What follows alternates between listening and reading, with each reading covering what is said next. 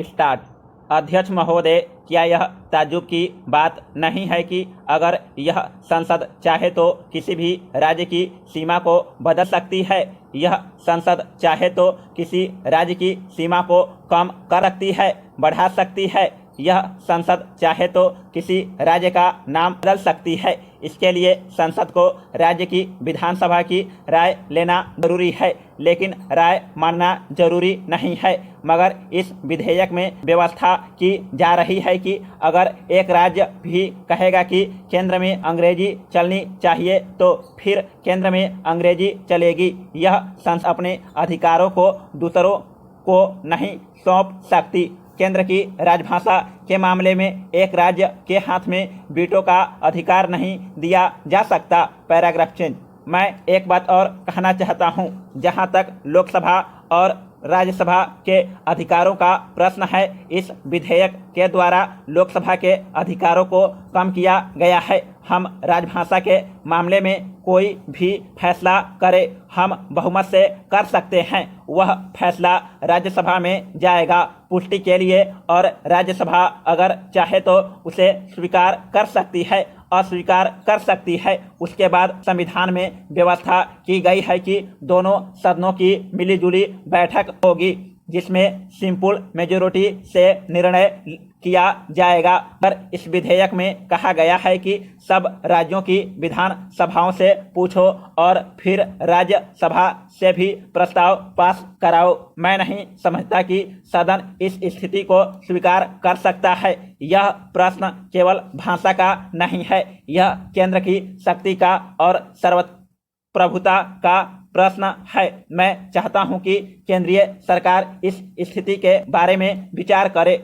हमारे मद्रास के मित्र चाहे कुछ भी कहे, लेकिन मुझे यह कहने में बिल्कुल संकोच नहीं है कि मैसूर, आंध्र और केरल में हिंदी का विरोध नहीं है। अभी हाल में ही श्री गंजल्पा ने एक भाषण देते हुए कहा कि उनके यहाँ हिंदी पढ़ाई जा रही है। केवल मद्रास ही ऐसा प्रदेश है जिसने भाषा के बारे में सर्वदेशिक निर्णय को स्वीकार नहीं किया है।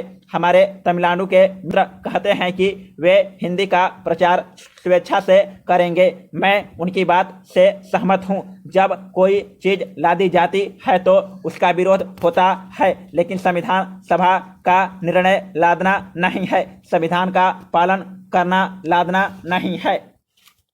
उपाध्यक्ष महोदय, यह बड़े दुर्भाग्य की शब्दावली है जिसका हमारे प्रधानमंत्री ने प्रयोग किया, लेकिन आज देश में चारों ओर असंतोष की बारूद फैली हुई है।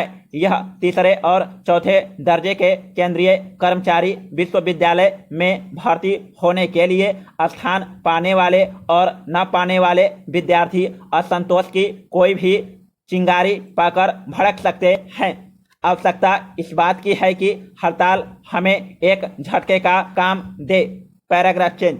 अगर हड़ताल का स्वागत किया जाए इस दृष्टि से कि उसने हमें एक शॉक ट्रीटमेंट दिया है सारे देश को या सरकार को, और अगर हम इससे लाभ उठा सके और ऐसी नीतियों का निर्धारण कर सके कि जिनसे देश में महंगाई न बढ़ने पाए, तो यह सब के लिए अच्छा होगा। अगर सरकार जीवन की आवश्यक वस्तुओं की कीमतों पर रोक लगाने में सफल नहीं होती तो फिर वेतन और भत्ता बढ़ाने की मांग खड़ी होगी और सरकार का कोई कानून उस मांग को नहीं रोक सकता। मैं यही जानना चाहता हूं कि सरकार हड़ताल की धमकी के ऊपर ही क्यों काम करती है।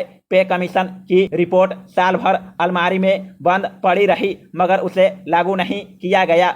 जब हड़ताल का संकट सिर पर आ गया तब फिर फरमान जारी किए जाने लगे।